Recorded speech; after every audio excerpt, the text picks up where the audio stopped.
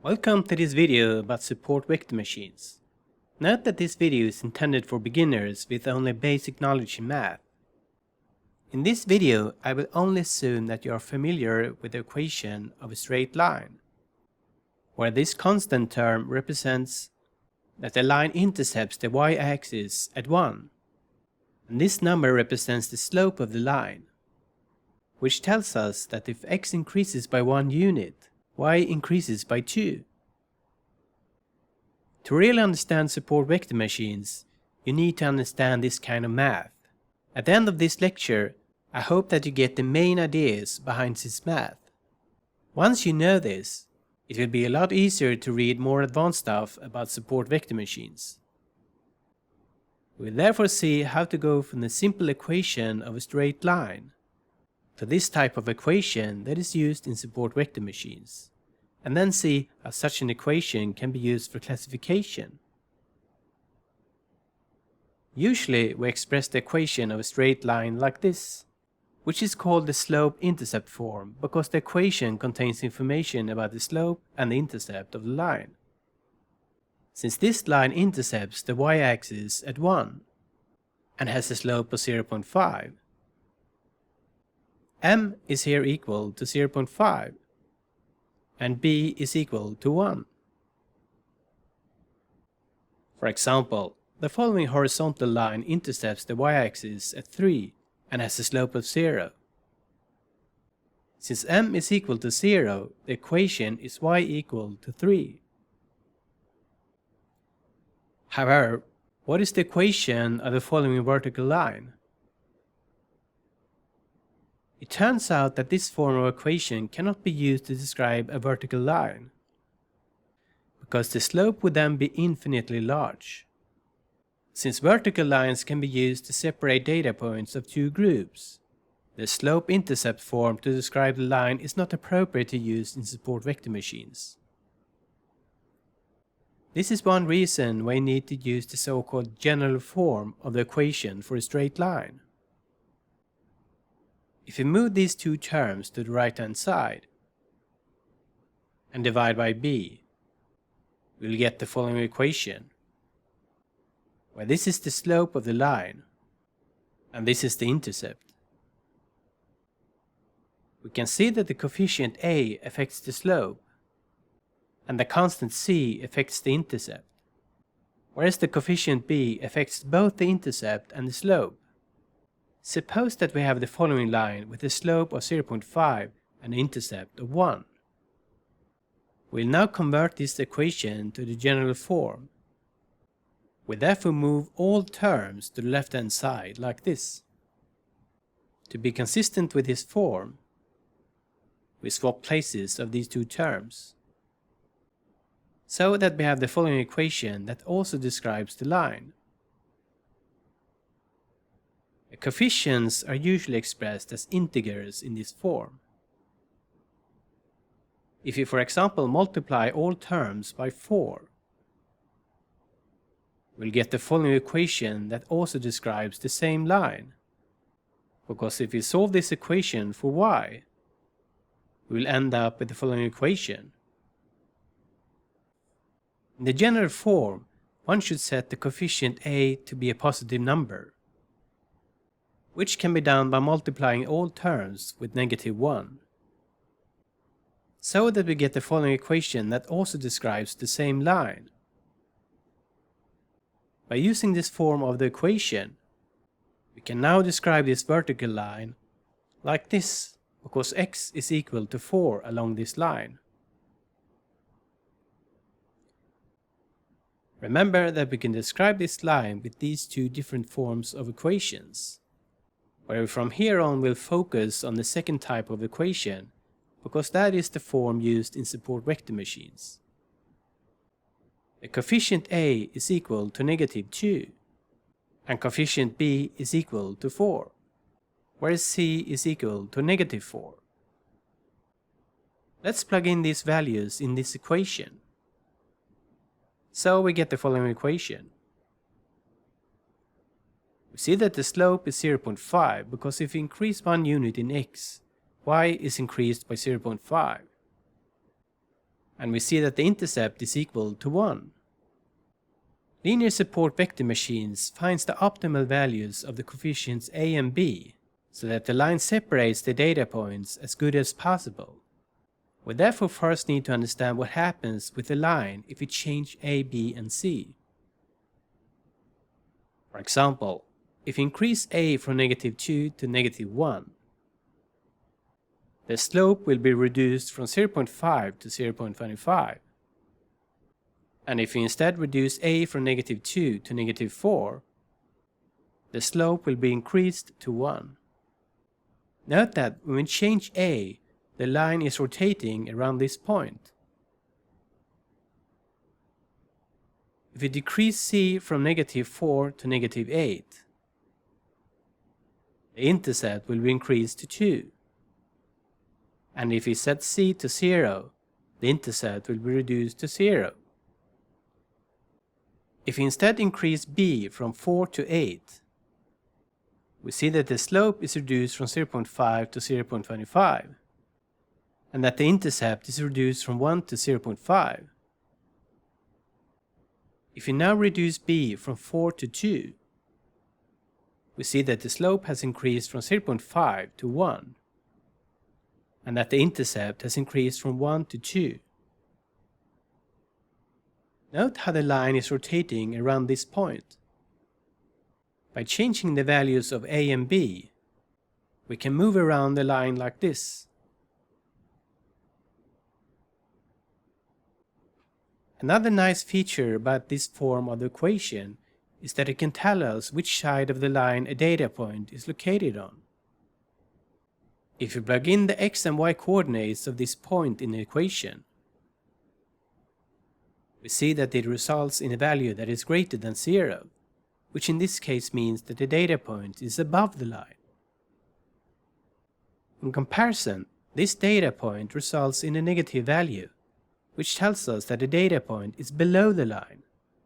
This is handy when we later will classify data points based on the equation of the line. Note that any data point on the line will result in a value of 0.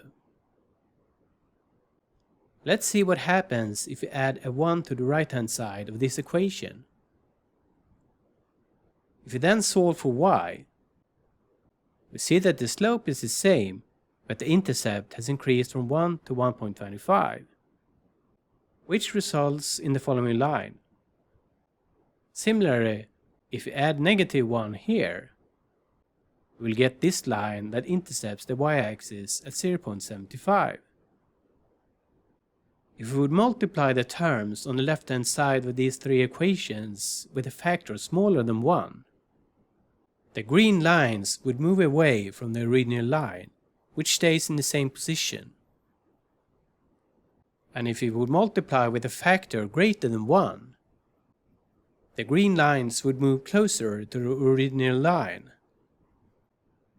This method is used in support vector machines to increase or decrease the so-called margin that we will discuss later on. Another thing we need to know before we look into the details about support vector machines is how to calculate the distance between a data point and a line. The shortest distance between a data point and a line can be calculated by the following formula. If you plug in the numbers from the equations of the line and the x and y coordinates of the data point and do the math, we see that the distance is equal to about 2.24. Similarly, the distance between two parallel lines can be calculated by the following formula. If you plug in the coefficients of the equations of the two parallel lines and the constants, we see that the shortest distance between these two lines is about 2.24. Remember that we previously added a 1 and a -1 on the right-hand side to obtain the two green lines. The distance between these two green lines is calculated like this. Note that we have a 2 in the numerator because the absolute difference between the constants is always 2 for such lines. For such lines, we can simplify the equation to this. or like this, which you will see later on. We'll now have a look at the real dataset, where we will use a support vector machine to generate a line that separates the two groups as good as possible. The yellow points belong to group A, which for example could represent 4 individuals with a certain disease. Whereas these green points belong to group B, which could represent healthy individuals. Since we know which group the data points belong to, we call this our training data, because we let the support vector machine train on this data. The training means that the support vector machine finds a line that separates the two groups in an optimal way. X and Y are two variables that could represent 2 measurements on 8 individuals, for example blood pressure and cholesterol level. The following line is the best line to separate the two groups based on the training data. By using this line, we could predict if someone has a disease or not based on the values of the two variables. If the data point is below the line, we predict that it belongs to group B, the healthy group. And if the data point is above the line, we predict that it belongs to group A, the disease group. Based on the measured values of X and Y, the blood pressure and cholesterol level, the support vector machine can help us to predict if someone has the disease or not. Note that although this blue line can also separate the two groups completely, it will not be good at predicting new data. Because if we would classify the following data point according to this blue line, we would predict that it belongs to group A, which means that the person is predicted to have the disease. This does not make sense because the data point is much closer to the green points, which represent the healthy individuals. In comparison, by instead using the red line, we would classify the data point as belonging to group B, the healthy group, which seems like a better prediction because the point is closer to the green data points. Note that we here only have 2 dimensions. But support vector machines work just fine also for several dimensions. This means that we can use it to predict if someone has the disease or not, based on many measured variables or features. This is the equation of the red line, which has an intercept of -1 and a slope of 1. Let's reformulate the equation to the form we discussed earlier. We can, for example, multiply the terms by 4 because that does not change the position of the line. Remember that if we solve this equation for y, we'll end up with the following equation that tells us that the line has a slope of 1 and an intercept of -1. Note that this line is called a hyperplane in support vector machines. We'll now draw 2 parallel lines that intercept the 2 closest data points to the hyperplane. Such data points are called support vectors. The equations of these 2 blue lines look like this. For example, if we plug in the x and y coordinates of a point on this blue line, the left-hand side should be equal to 0, which is true in this case. So, can we somehow normalize this equation that represents the hyperplane, so that the left-hand side of this equation is equal to -1, and that the left-hand side of this equation is equal to +1, given that all 3 equations have the same constant term on the left-hand side as the equation of the hyperplane? In other words, can we find the value of k so that the left-hand side is equal to 1 or -1? Let's plug in the x and y coordinates of this support vector, like this. If we solve this equation, we see that we should multiply the terms on the left-hand side by 1/8, or simply divide the terms by 8. After dividing the terms by 8, the equations look like this, which is the standard form of the equations in support vector machines. where the right hand side is equal to +1 and -1 of the two blue lines. For example, if we plug in the x and y coordinates of an arbitrary point on this blue line, we see that the left hand side is now equal to -1. And if we plug in the x and y coordinates of an arbitrary point on the blue line above the hyperplane, we see that the left hand side is now equal to +1. Let's replace the constant 0.5 with b. Note that the two distances between the red line, our hyperplane, and the blue lines should always be equal so that the red line is in the center. This explains why we use 1 and -1 as constants on the right hand side. The equation of the hyperplane is usually expressed like this in support vector machines. This represents a vector that holds our coefficients. And this is a vector that includes the variables x and y in our example. T represents that we should transpose the vector w. If we plug in the coefficients and x and y in this equation, we see that if we multiply these two vectors, we get the equation of our hyperplane. Note that x in this equation is a vector of the variables x and y.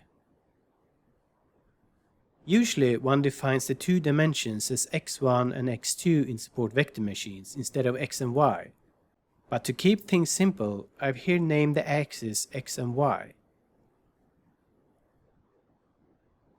In the standard form, the equations of the three lines are defined like this, which is good to know because you will see these equations a lot when you read more about support vector machines. Now, let's use our hyperplane to classify if a data point belongs to group A, the yellow points, or group B, the green points. We plug in the x and y coordinates of this data point of an unknown class in the equation of the hyperplane. Since this results in a negative value, we predict that the data point belongs to the negative group, which is group B in this case. In comparison, the following data point will result in a positive value, which means that we predict it to belong to the positive group, which is group A in this case. In support vector machines, one therefore divides the two groups into a positive and a negative group. In our example, group A, the yellow points, is the positive group, whereas group B, the green points, is the negative group. In support vector machines, y sub I usually defines the class of the training data as 1 and -1. For example, the first data point belongs to the positive group, whereas data point number 5 belongs to the negative group. This is just another way to tell if data point in our training data belongs to group A or B. The classification in support vector machines is usually defined like this. We predict the class of a new observation to belong to the positive group if it is above or on the hyperplane in our example. If the data point is below the hyperplane, we predict that the new observation belongs to the negative group. If we plug in the equation of our hyperplane and the x and y coordinates of the following data point, we would see that the calculation would result in a value larger than 0, which means that we will predict that the data point belongs to the positive group. Remember that we can calculate the distance between two parallel lines with this equation. And in a special case where we have normalized equations like this, we can simplify the equation to this, because the absolute difference between the constant terms is always 2.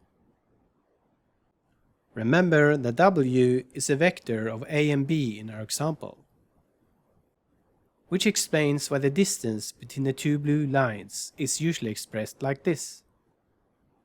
If there is a line that can separate the two groups completely, a support vector machine tries to find the optimal values of A and B so that the distance between the two blue lines is maximized. Or we can also minimize the denominator, because that will also maximize the distance between the two blue lines. The area between the two blue lines is called the margin. The support vector machine therefore tries to find a hyperplane that maximizes the width of this margin. However, we need some constraints because the margin can be infinitely large. Training the support vector machine can be defined as we try to find the optimal values of a and b of the hyperplane, so that we maximize the margin, so that our data points that belong to the positive group results in a value based on the equation of the hyperplane that is equal to or greater than 1, and that the data points that belong to the negative group results in a value that is equal to or less than -1. This means that the margin should not span beyond the data points closest to the hyperplane. Remember that these points are called support vectors. Let's see what value we get if we plug in the x and y coordinates of this data point in the equation of our hyperplane. Since this data point represents a support vector that is on the blue line below the hyperplane, it will result in a value of -1. The width of the margin is therefore constrained so that it cannot span beyond the support vector if the hyperplane can separate the two groups completely. Similarly, the line that defines the boundary above our hyperplane cannot be further away, because if we plug in the x and y coordinates of this support vector in the equation of the hyperplane, that results in a value that is equal to +1. A data point that is further away will result in a value that is larger than +1, or smaller than -1. We can simplify this equation a bit if we multiply the equation by y sub I, because y sub I is equal to 1 if the data point belongs to the positive group, and equal to -1 if the data point belongs to the negative group.